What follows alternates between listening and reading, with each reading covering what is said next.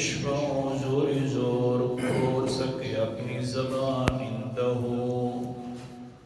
اس کے پاس الا باذنہ مگر اسی کی حکم اور اجازت کے ساتھ.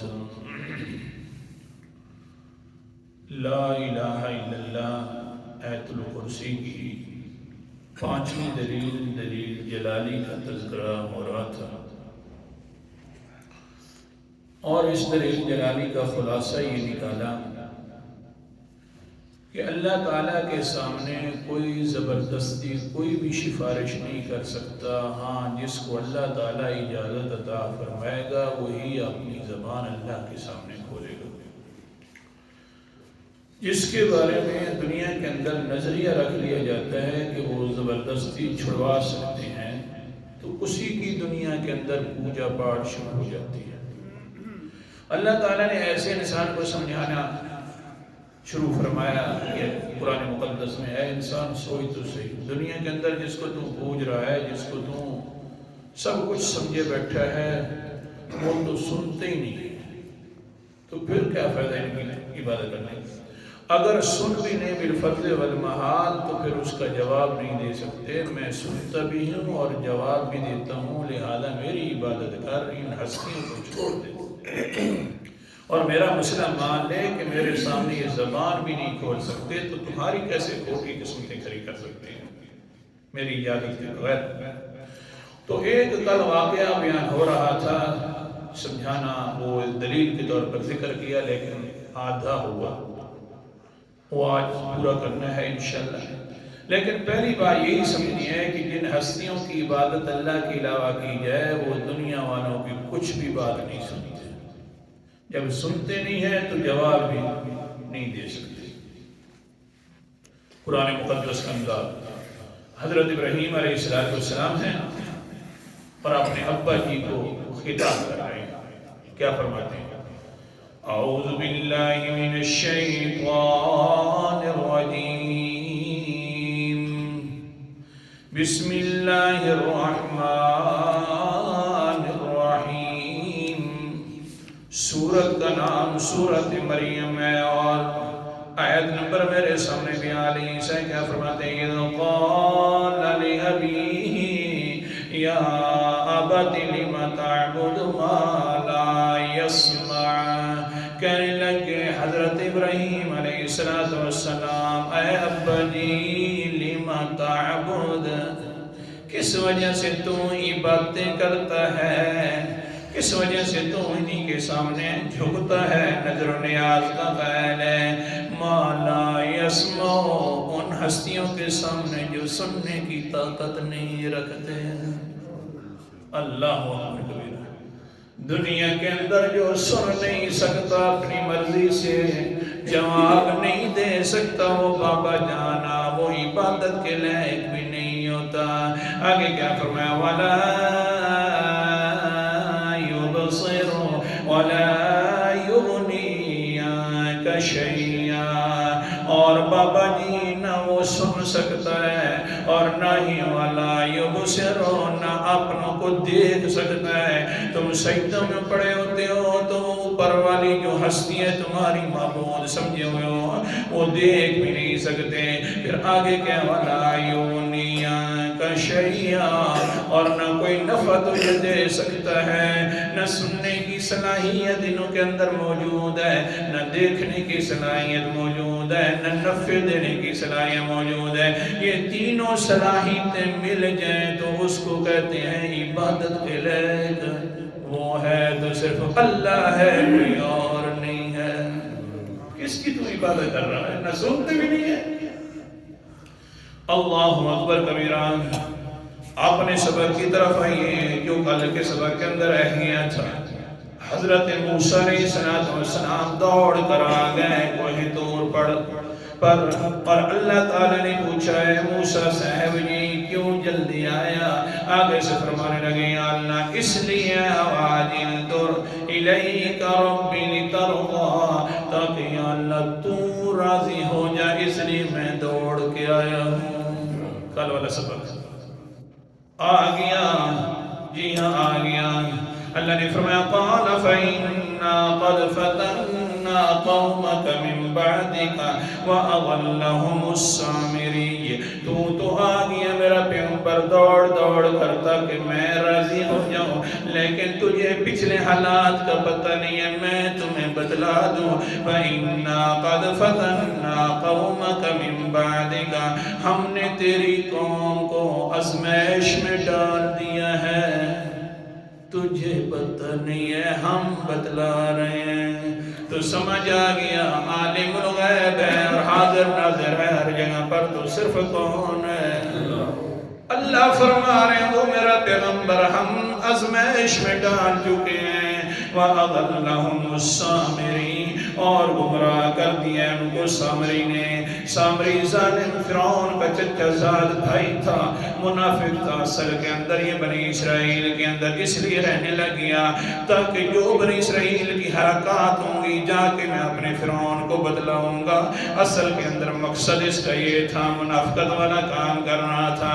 بہرحال اس ظالم نے ساروں کو گمراہ کرنے کی کوشش کر دی.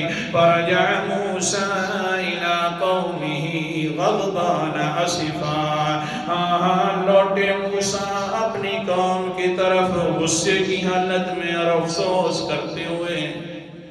اوہو میں محنت کر کے لیا، فرعون سے بچ گئے ہیں یہ ظالم، پھر بھی یہ دوسروں کو عبادت والا سمجھ بیٹھے ہیں. غصہ آ رہا ہے حضرت موسیٰ علیہ السلام کو. اللہ اکبر کبیرہ. اور بھی مسئلہ سمجھ لو، اگر جو پیغمبر جس طرح کہ آج کل کے مسلمان کا نظریہ ہے کہ ہر جگہ موجود ہوتا ہے، وہ لوٹتا نہیں ہوتا، وہ پہلے سے موجود ہوتا ہے. نہیں سمجھے؟ اگر ہر جگہ پر موجود ہے پیغمبر تو اللہ فرما رہے ہیں فرجع موسیٰ واپس آ گئے. واپس آتا ہے جاتا وہ ہے کہ جو ہر جگہ موجود نہ ہو. اگر وہ پہلے سے موجود ہے تو لوٹنے کی کا مطلب ہے.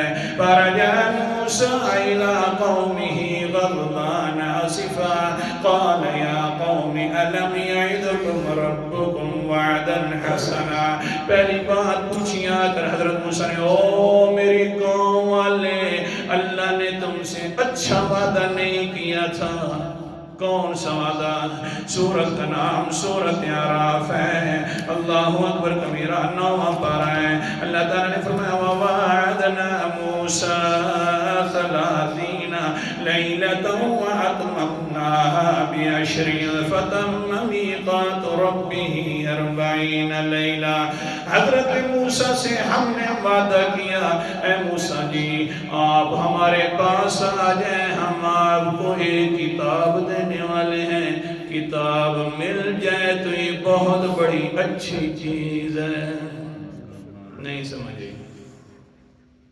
اگر کتاب مل جائے اور ایک دوسرے کو سننے سنانے کا موقع مل جائے تو حضرت موسیٰ بھی فرما رہے ہیں وعدن حسنا، بہت اچھا وعدہ ہے اللہ کی طرف سے. میرے ساتھ بھی اللہ تعالیٰ نے اچھا وعدہ کیا تھا. کیا وعدہ تھا؟ اے موسیٰ صاحب جی آ جا کوہ طور کے اوپر 30 لیلتاً، 30 راتیں جو ہیں ہمارے پاس گزار لیں. راتوں کو اعتکاف کرنا، دن کو روزہ رکھ لینا، پھر 30 راتیں ہو جائیں گی تو ہم آپ کو ایک اچھی کتاب وعدے اچھا جو ہے وہ عطا فرما دیں گے. اللہ تعالیٰ تو تمہیں کتاب عطا فرما رہا ہے اور تم کس کی عبادت میں لگے ہوئے ہو. روک رہا ہوں سبق. حضرت موسیٰ علیہ السلام 30 دنوں کے بعد رات کو کتاب ملنی ہے. اعتکاف بھی پوری ہو گئی ہے، روزے بھی پورے ہو گئے ہیں. تیسرے دن جلدی جلدی مسواک کر لیتے ہیں مغرب سے پہلے پہلے تاکہ جناب کتاب ملے گی. اللہ تعالیٰ کے ساتھ ہم کے نامی والا شرف عطا ہوگا. تو روزے کی وجہ سے اس طرح نہ ہو کہ میرے منہ سے کچھ خوشبو سی آنے لگ جائے، پیغمبر کی بات کرنا ہو. لہذا ضروری یہ ہے کہ میں مسواک کر لوں. مسواک کر لیا تو ہاں شام کا وقت ہوا، روزہ افطار کیا، وعدہ آ گیا کتاب دینے کا۔ اللہ تعالیٰ نے فرمایا ہے میرا پیغمبر آخر کار تو نے مسواک کیوں کیا؟ اللہ جی میرا مقصد یہی تھا تیرے ساتھ ہم کلامی کرنے کا۔ اللہ نے فرمایا یہ جو خوشبو تھی مجھے اپنے عرش سے بھی زیادہ محبوب تھی۔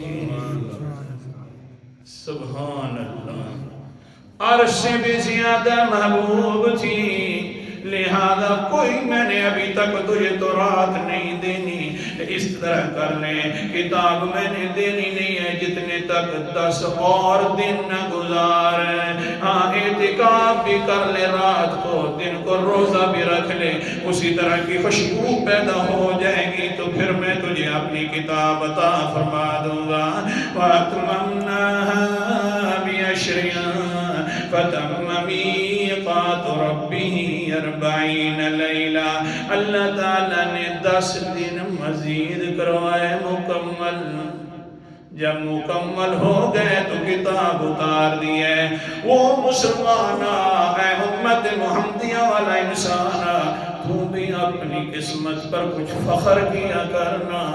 قال النبی صلی اللہ علیہ وسلم، بخاری شریف کی حدیث ہے، حضور صلی اللہ علیہ وسلم کیا فرماتے ہیں؟ لَخُلُوفُ فَمِ الصَّائِمِ أَطْيَبُ مِن رِّيحِ الْمِسْكِ وَفِي رِوَایَةٍ وَالَّذِي نَفْسِي بِيَدِهِ۔ حضور صلی اللہ علیہ وسلم فرماتے ہیں مجھے اس ذات کی قسم ہے جس کے قبضے کے اندر میرے محمد کی جان ہے۔ اللہ کے رسول جی کیوں قسمیں اٹھا رہے ہو؟ فرمایا لَخَلُوفُ فَمِ الصَّائِمِ أَطْيَبُ مِن رِّيحِ الْمِسْكِ، میری امت کے روزے کی شان بھی یہ ہے کہ جب یہ روزہ رکھتا ہے اور عصر کے وقت جو معدہ خالی کے وقت جو خوشبو نکلتی ہے، اللہ تعالیٰ کو یہ خوشبو جو ہے، یہ بو جو ہے اپنی اللہ کو اس خوشبو سے بھی زیادہ پیاری لگتی ہے۔ نہیں سمجھے؟ یہ شان حضرت موسیٰ کے روزے میں بھی تھی، نہیں سمجھے؟ اور ایسے ہی اللہ تعالیٰ نے امت کو بھی شرف عطا فرما دیا۔ یہ امت ہے، اس کی بھی جو منہ سے بو نکلتی ہے وہ خوشبو سے بھی اللہ کے ہاں بہت زیادہ معطر ہے، پیاری ہے۔ بہرحال جی اللہ کے پیغمبر علیہ السلام کہہ رہے ہیں ہاں بھائی تم نے آخر کار کیوں کیا یہ کام؟ حالانکہ اللہ تعالیٰ نے تم سے تو وعدے اچھے کر رکھے تھے کتاب دینے والے۔ آگے کیا فرماتے ہیں؟ أَفَطَالَ عَلَيْكُمُ الْعَهْدُ أَمْ أَرَدْتُم أَن يَحِلَّ عَلَيْكُمْ غَضَبٌ مِّن رَّبِّكُمْ۔ یا وہ وعدہ لمبا ہو گیا تھا، 40 دن جو گزر گئے، یا تمہارے اوپر اللہ تعالیٰ کا غضب اترنا تھا، اس وجہ سے تم نے فَأَخْلَفْتُم مَّوْعِدِي، میرے وعدوں کے خلاف کیا ہے۔ قالوا، قوم جواب دینے لگے ما اخلفنا موعدک بملکنا، حضرت صاحب نے ہم نے تیرے وعدوں کے اپنی مرضی سے خلاف نہیں کیا، بلکہ کہ وَلَكِنَّا حُمِّلْنَا أَوْزَارًا مِّن زِینَةِ الْقَوْمِ، آپ نے آرڈر دیا تھا کہ جو فرعونیوں کے زیور ہیں وہ سارے ڈال دو، ہم نے بھی ڈال دیے، یہ جو سامری پلیت ہے اس نے بھی ڈال دیا سارے کا سارا زیور۔ پھر اس سامری نے اٹھایا، بچڑا بنایا، اندر سے سوراخ ایسے رکھ دیے کہ ہوا اندر داخل ہوتی تو وہ آوازیں نکالنا شروع کر دیتا۔ ہم نے وہی زیور جو تھے سونے والے وہ ڈالے تھے، اس نے بچڑا بنا لیا۔ اللہ اکبر کبیرہ۔ پھر کیا ہوا؟ فَأَخْرَجَ لَهُمْ عِجْلًا جَسَدًا لَهُ خُوَارٌ فَقَالُوا هَذَا إِلَٰهُكُمْ وَإِلَٰهُ مُوسَىٰ فَنَسِيَ۔ وہ جو ویسے آوازیں نکال رہا تھا، ساروں نے ایک دوسرے کو کہا اصل کے اندر تو الہ یہی تھا، حضرت موسیٰ کا بھی یہی الہ ہے، حضرت موسیٰ بھی بھول گیا۔ جس وقت حضرت موسیٰ نے تقریر سنی تو سبق آ گیا۔ اب سنیے توجہ کے ساتھ، ہاں بعد کے اندر انشاءاللہ نیند پوری کریں گے، لہذا آج سبق کیا ہے بھائی؟ پھر کیا ہوا جی؟ بچڑا بن گیا، حضرت موسیٰ کے سامنے باتیں کر رہے ہیں، وہ آگے سے بھاں بھاں کی آوازیں نکال رہا ہے۔ حضرت موسیٰ فرماتے ہیں افلا یرون اللہ یرجع الیہم قولا، او بھلے مانسو اتنی بات بھی نہیں سمجھتے، جو تم اس کو پکارتے ہو نہ یہ سنتا ہے، اللہ یرجع قولا، نہ تمہاری بات کا جواب دیتا ہے، نہ سنتا ہے نہ جواب دیتا ہے، تو پھر وہ الہ کیسے بن گیا ہے؟ نہیں سمجھے نہیں؟ جو سنے جواب دے الہ وہ ہوتا ہے۔ یہ تو ویسے اندر سے پھاں پھاں نکل رہی ہے، نہ پتہ ہے کیا کر رہا ہے کہ نہیں، تو پھر یہ تو نہ جواب دیتا ہے۔ اللہ اکبر۔ ہاں دوسری بات ہے وَلَا يَمْلِكُ لَهُمْ ضَرًّا وَلَا نَفْعًا، نہ تمہارے نفع کا مالک ہے نقصان کا مالک ہے۔ یہ تینوں چیزیں جب نہیں ہیں تو پھر یہ عبادت کے لائق بھی نہیں ہے۔ عبادت کے لائق وہی ہوتا ہے جس کو پکارا جائے تو سنے بھی صحیح، پکارا جائے تو کئی مرتبہ پیچھے سے کہیں جی میرا بندہ کیا کہتا ہے بولنا۔ اللہ اکبر کبیرہ۔ یہ سبق پورا ہو گیا۔ اللہ انشاءاللہ خیر فرمائے گا تو آگے چلیں گے۔ اللہ تعالیٰ عمل کرنے کی توفیق